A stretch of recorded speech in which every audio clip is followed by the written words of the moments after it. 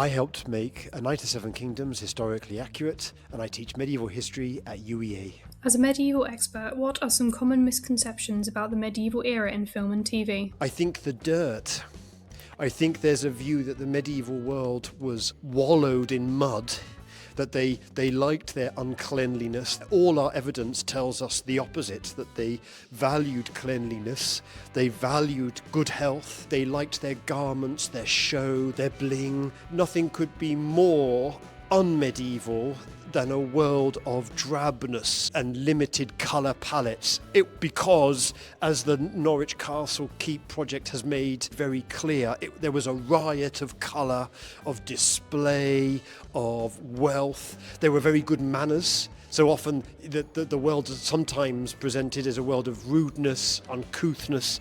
They celebrated generosity, kindness, while at the same time being a very violent, feud-driven, ambitious, unstable, anxious society. So it's that dirt and unhealthiness that I think is most inaccurate in some representations of the medieval world.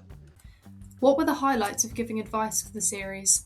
There were a number of moments. In particular, the writer and I had a very good discussion about tournaments. That was really thrilling. There was an occasion where I was required to answer questions for the set dressing about tournament gifts. That was a real joy to come up with an answer for that. I really enjoyed the process of thinking about the kind of gifts that were given between knights at a major tournament.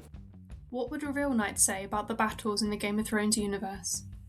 I think they'd be very impressed. I think they'd be impressed by the swordsmanship, the horsemanship, the expertise in the use of a variety of weapons, the command of horses.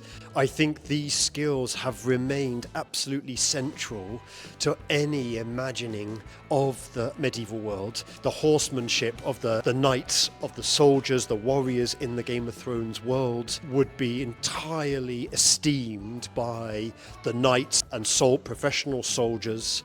I would also say that many of the depictions of military encounters, of battles and skirmishes and sieges in Game of Thrones is very, very accurate, very atmospheric, very evocative of battles, not simply in the medieval world, but in the sort of pre-industrial world, the world of sword against sword, of arrow fire, of fortresses. This is something that a Roman to a late medieval audience would have appreciated, so I think they've really captured that very well.